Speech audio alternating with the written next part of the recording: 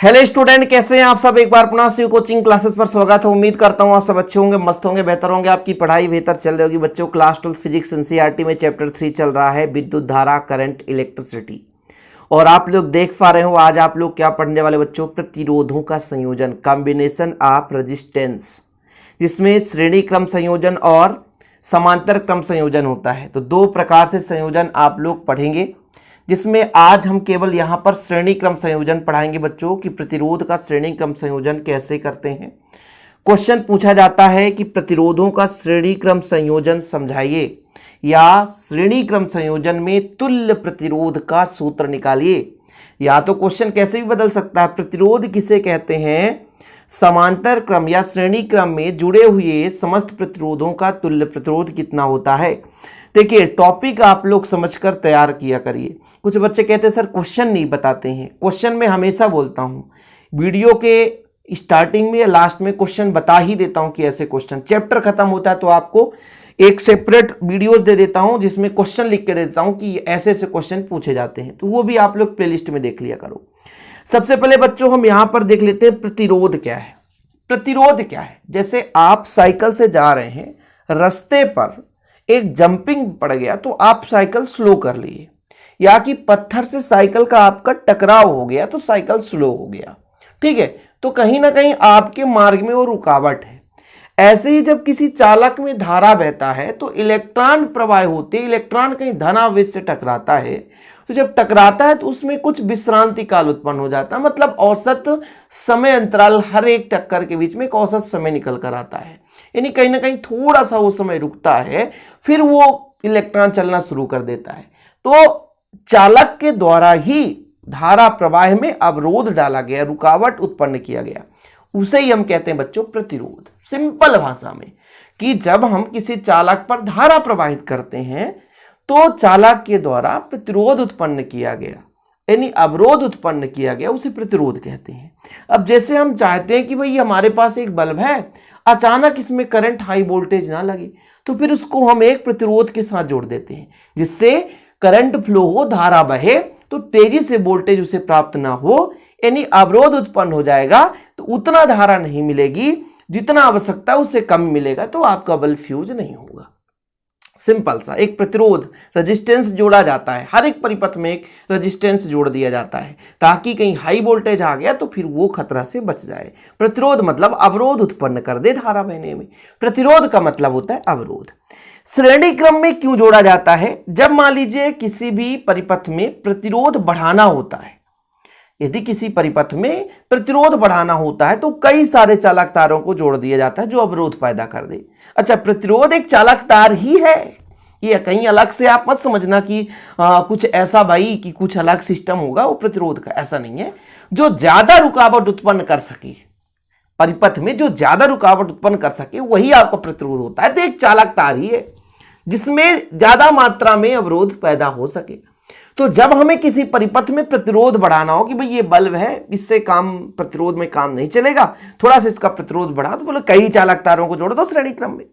अब श्रेणी क्रम में क्या होता है कि जैसे पहला चालक तार है, उसके दूसरे सिरे को अगले के पहले से जोड़ा जाता है, और इस क्रम में कई सारे प्रतिरोधों को एक साथ जोड़ देते हैं। अंत में हमारा एक दो निश्चित बिंदु होता है, प्रारंभ और अंत में, इनको हम एक किसी न किसी बैटरी से जोड़ देते हैं, किसी सेल से जोड़ देते हैं जहां से करंट फ्लो करना हो। जैसा कि आप लोग देख पा रहे हैं डायग्राम, ये कॉम्बिनेशन ही है कि तीन प्रतिरोध R1 और R2 और R3। थोड़ा बेसिक चीजें तो पढ़ना ही पड़ेगा बच्चों, कहूं तो 3 मिनट में व्यंजक खत्म हो जाएगा, ऐसा नहीं है, समय नहीं लगेगा, लेकिन थोड़ा चीज तो समझना पड़ेगा। R1, R2 और R3 तीन हमारे पास क्या थे, प्रतिरोध थे, मतलब चालक तार थे। इनको हमने श्रेणी क्रम में जोड़ा है। अब पेपर में भैया श्रेणी क्रम जोड़ने का तरीका नहीं लिखना होता है कि इस प्रकार के संयोजन में पहले प्रतिरोध के दूसरे सिरे को तीसरे प्रतिरोध के पहले सिरे से जोड़ते हैं। कहने का मतलब, सॉरी ऐसा बोलना था, पहले प्रतिरोध के दूसरे सिरे को दूसरे प्रतिरोध के पहले सिरे से जोड़ते हैं। इसी प्रकार दूसरे प्रतिरोध के दूसरे सिरे को अगले प्रतिरोध के पहले सिरे से जोड़ते हैं, और इनका ऐसे ही और संयोजन कर सकते हैं। और अंत में हमारा जो प्रारंभिक सिरा है पहले प्रतिरोध का और अंतिम प्रतिरोध का दूसरा सिरा है, इन दोनों के बीच एक हम सेल का प्रयोग करते हैं, एक कुंजी के माध्यम से जोड़ देते हैं। यहां पे इधर हम प्लस कर देते हैं, इधर माइनस कर देते हैं, जिससे समझना थोड़ा सा आसान हो जाएगा। ये चीज क्लियर हो गया। तो बच्चों हमने कहा कि माना R1 R2 और R3 तीन हमारे पास प्रतिरोध हैं जो कि प्रदर्शित है, श्रेणी क्रम में जोड़ दिया हमने। इस संयोग में हमने एक सेल जोड़ दिया है और इसमें धारा बहाने लग गया। अब जब धारा बहाने लगा बच्चों तो भैया ओम साहब आए थे, बड़े प्यार से उन्होंने नियम दिया था कि भाई साहब आवेश बह रहा है, मतलब दोनों सिरों पर कुछ अलग अलग विभवांतर होगा।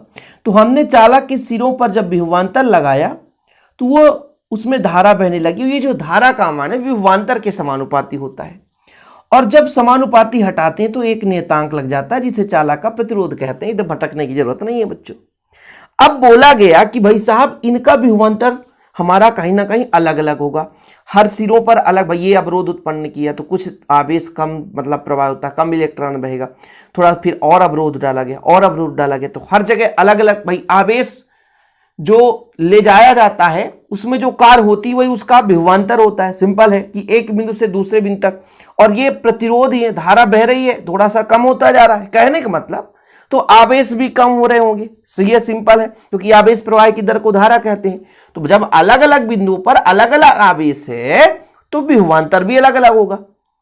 ठीक है ना, ये चीज तो क्लियर है कि भाई चालक के सिरों पर हमने विभवांतर लगाया तो धारा तो बहा, तो यहां पर विभवांतर हमने कहा कि अलग अलग बिंदुओं पर अलग अलग, लेकिन इसमें धारा समान रहती है।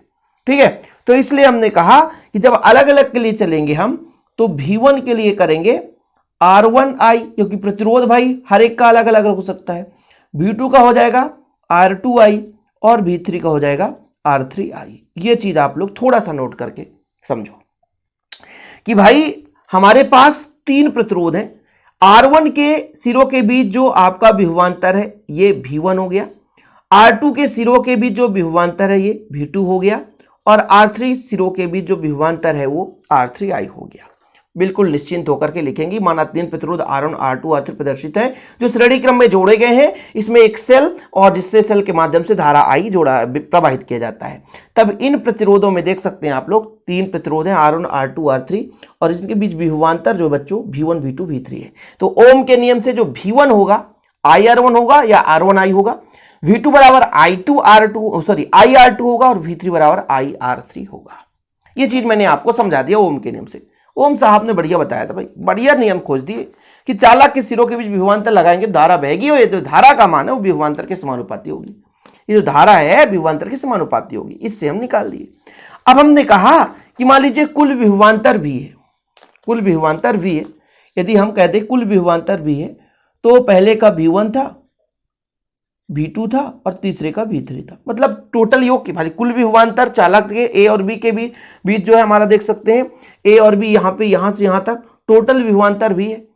ठीक है, इनको हमने तीन भागों में बांट रखा है तो तीनों का योग ही होगा बच्चों। क्लियर, इसमें वैल्यू पुट कर देंगे, तो वैल्यू जब पुट करेंगे तो इसका हो जाएगा IR1, ठीक है, इसका हो जाएगा IR2, इसका हो जाएगा IR3।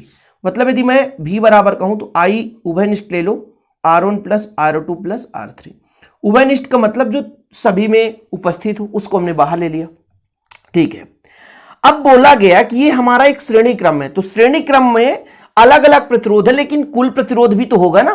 कि भाई हमने कहा घर में 10 सदस्य हैं तो 5-5 रोटियां खाते हैं, तो 5-5 रोटियां तो उनकी क्षमता हो गई, कोई 4 रोटी भी खाता होगा, लेकिन कुल तो पता चलेगा ना कुल कितने घर में रोटियां बटी है।